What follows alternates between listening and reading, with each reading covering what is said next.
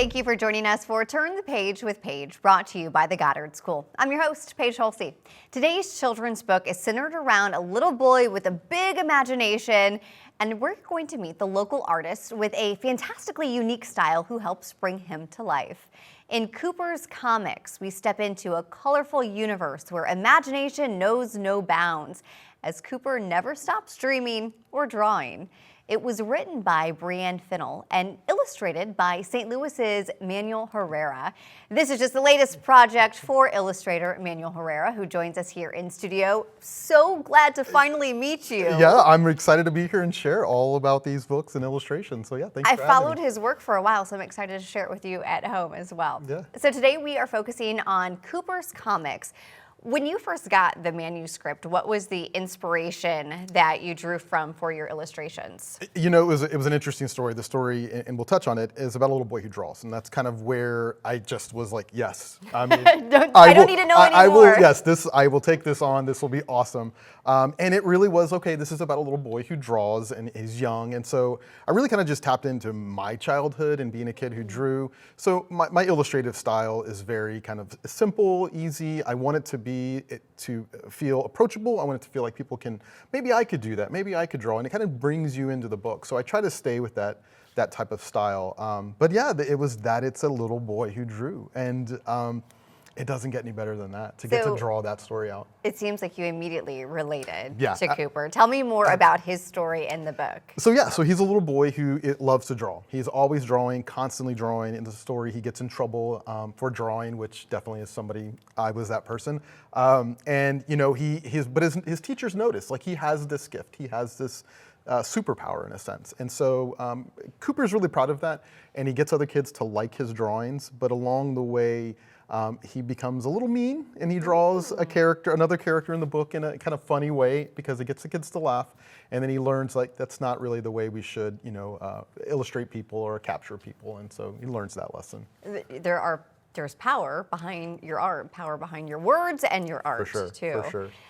So I know that there are some Easter eggs hidden in the illustrations, which I just love. I don't want you to spoil them for us, but give us a little peek. Tell me what a few of them are. You know, there's the main character, for example. You know, we had an idea. Bree had given me, I want him to look this way, and so I illustrated the way she had asked, but it kind of turned out that he kind of looks like one of my youngest son, Hudson. And so that's kind of cool. It was not intentional, but it definitely came out.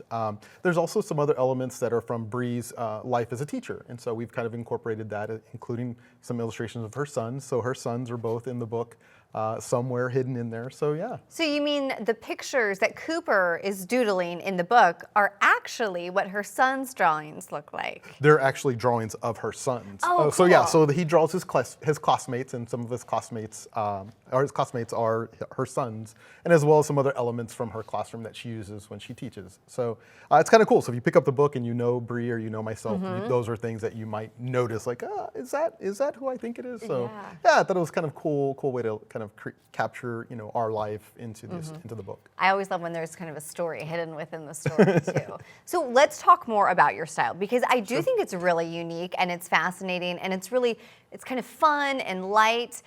You also, in addition to being an illustrator, you work as a sketch noter. So for those of us who are non-artists and don't have this big artistry vocabulary, explain what sketch noting is. So sketch noting is capturing something, whether you're listening to it, you're reading it, so a video, a podcast, a book that you're reading, and you want to take notes, and it's kind of combining simple imagery along with text and some colors, and it's really meant to be a way to process and understand and remember and recall what it is that you're reading or consuming in some way.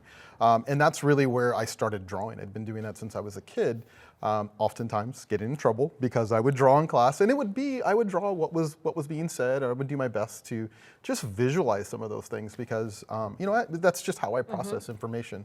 So that's kind of what sketchnoting is, and so I've really trying to take that style and put it into my books because I do want it to be light and fun and simple. So I think what I'm hearing is if you have a kid at home and they get in trouble in class for doodling, tell them to tell their teacher, no, I'm not doodling, I'm sketchnoting. Yes, it is a little more accepted now in classrooms, and I get offered to go and speak to classrooms and speak to teachers and speak at conferences about it and how does it work and what do we do. And so I've really enjoyed that, kind of come full circle where I was in trouble and now here I am kind of sharing what I used as a kid. We all learn differently. For this is an sure, example. absolutely. One great example I love is that you actually sketchnoted while you were listening to a Meet St. Louis podcast with our Alexa Sotos. I was about the hand pies, damn fine hand pies. That was awesome. Like, it was just, I loved the story, and so oftentimes I'll listen to podcasts and I'll kind of just doodle just to kind of keep my mind on it. And it just kind of kept going and kept going. I'm like, this is a great story. I could just tell, I could feel that they were passionate and excited. And I feel like I'm the same way when I talk about what I do. So yeah, I just kind of captured some icons and some imagery of the two owners. And yeah, it was a lot of fun. And coming up, you are going to be working at a big conference. This is an example of similar work that you had done at a conference. So this is something that you create ahead of time, and the attendees, it helps them basically take notes and understand what they're learning. Is that right? Exactly. It kind of kickstarts them into their note-taking process. Some people might use it. So there are speakers that I've kind of listened to ahead of time, and I've created some starter images for people to build on. So if that's something that they want to take advantage of, great. And there's still also blank space to take your bulleted notes. But it creates an interactive and more engaging conference for the attendees. Yeah, I can easily see how. Yeah. Okay, so between sketchnoting and illustrating, and oh, by the way, you have another full-time job working in IT. Yes. You have a lot going on, but I do want to highlight some of the other projects. Sure. Cooper's Comics, just the latest book that you have. Tell me about a couple others, including a local collaboration as well. Yeah, so I have Aggie and the Thought Compass. That was the first book that I had illustrated. That was a learning process in a lot of ways and a lot of fun. There was lots of room for mistakes, lots of room to learn. But it was great. It was a great way to get started into children's books. And then I was approached by Stephanie Krause, who is an educator, counselor in Illinois. And she was creating a book, and she had seen my work, and we had interacted a little online. And she said, hey, I would love for you, I love your style.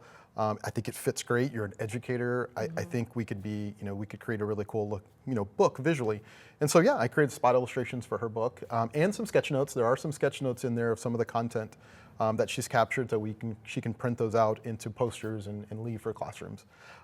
So yeah, those are two projects that I'm really proud of, and each time learning something new, adding to it, a lot of research. I did not go to school for art, so this was all kind of self-taught, and then I surround myself with people who do the work, and so that helps me to learn how to figure out how to do it. And speaking, you mentioned prints. We have some examples of the prints that you've created. Yeah. So you're also working with like tourism bureaus, and it sounds like businesses you're a great resource for as well. Yeah, just recently I worked with Great River. Is it Great River and Routes out of Illinois? I created a visual for them. It's an illustrated map of their kind of location and all the things that go along with it. And then recently reached out to Southern Illinois' Visitors Bureau, and they loved the work, and they said, hey, we'd love for you to do the same. And so I'm creating another type of visual for them, and a wall mural. So I'm really excited about that. That's a big deal. That is a big deal. Yeah. So I'm learning how to do that, and they've been really kind and great and helpful. So it's kind of nice to kind of keep things local and support local people and get to interact and engage with those people. So that's a lot of fun. That really, there's a connection, and there's some value to that work with that. Really phenomenal work that you're doing. You're so talented. Yeah. I don't have an artistic bone in my body when it comes to pictures, so I'm always envious and curious when I meet people like you. Okay, before we go, I do want to hear your recommendation, though, for another children's book, whether it's because of the author or the illustrator that you appreciate. So, I mean, I've got two boys, as I mentioned. They're much older now, so the days of reading children's books are gone. But one of my favorite illustrators is Oliver Jeffers. He's written several books, but one that recently came out was called We Are Here, and Here We Are. And it's all about him now raising a child, and he's explaining and describing the world around him, and he's illustrating all those along the way. So it's, we live on this big marble, and, we have people, and everybody is different, and there's different things around, and there's animals, and he illustrates them. I just love his style. It's very whimsical. It's very simple. So yes, I highly recommend Oliver Jeffers' books. Well, I'm definitely going to go check them out, and now with a new appreciation too for the skill and the art behind cool. the pictures.